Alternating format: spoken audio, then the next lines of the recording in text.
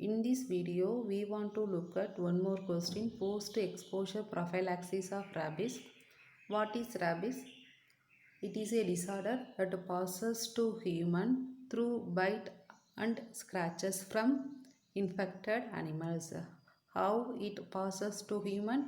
Through bite or scratches from infected animals. If the animal, dog, cat or parrot that bite, caught and confined observed for 10 days. How many days? 10 days. If no sign and symptoms means no need of treatment. If sign and symptoms will appear means need to treatment. Animal killed and the brain examined for rabies by direct fluorescent antibody test and viral isolation by using cell culture or mice inoculation, and treatment is given. What are the tests? Direct fluorescent antibody test or viral isolation by using cell culture or mice inoculation test, and treatment is given. Second one, any animals other than dog, cat and parrot.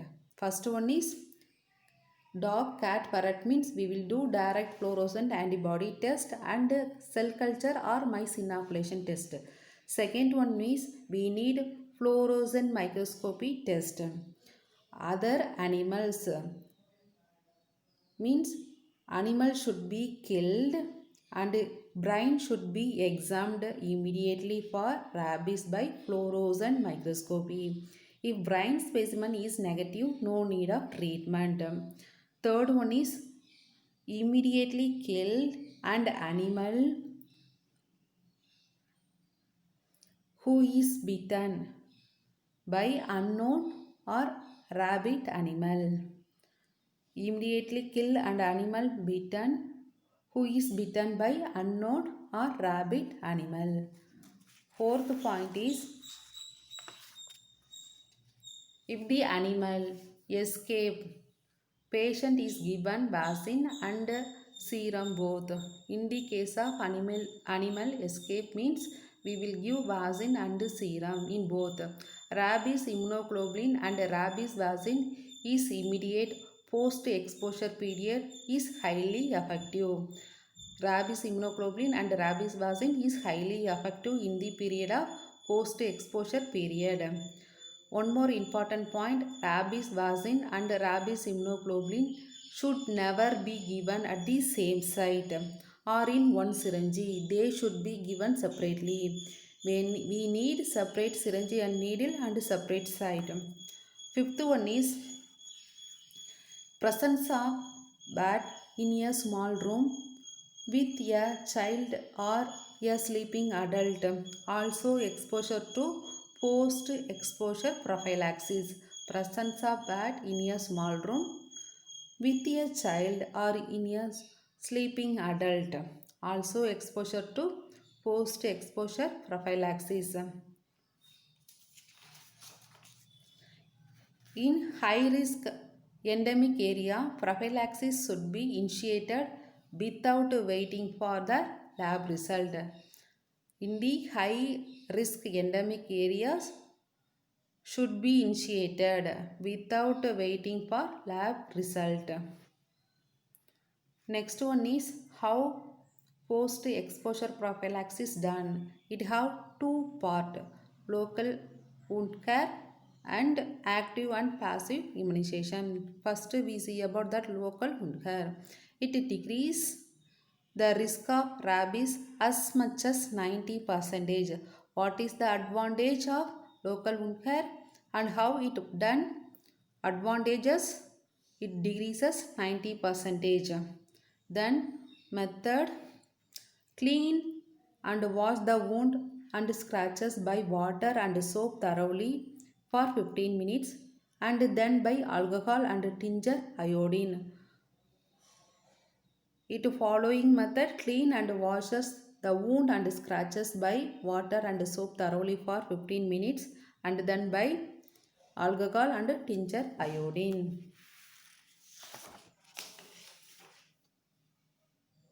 Then Devitalized tissue should be debridated. Then tetanus toxide given antibiotic also. Do not cauterized. Suture would be with up to 48 hours. Here, what are the method we follow? Devitalized tissue should be debridated. Tetanus toxide given antibiotic also. Do not cauterized or suture wound up to 48 hours. Both active and passive. Second method is active and passive immunization of rabies vaccine. This one is inactivated rabies vaccine is highly immunogenic and safe. This method is highly immunogenic and safe.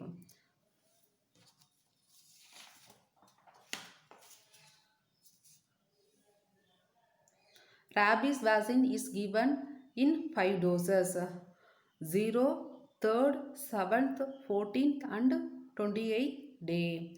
Rabies vaccine, here we will give 5 doses: 3rd day, 0 day, 3rd, 7th, 14th and 28th days.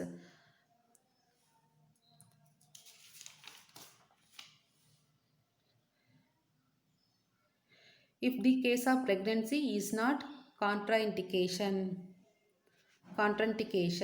but glucocorticoid should be avoided. In the case of pregnancy is not contraindication, but glucocorticoid should be avoided.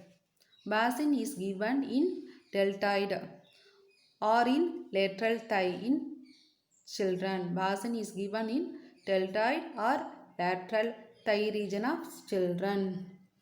It does not given in gluteal region because it may not be go into muscle.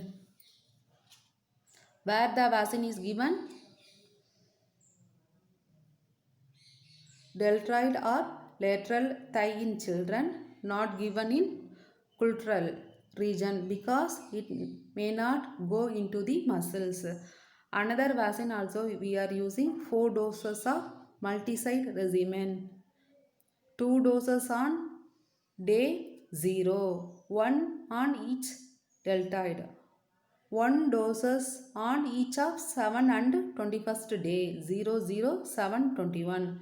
Another vaccine 4 doses, 2 doses on day 0, 1 dose each of 7 and 21st day.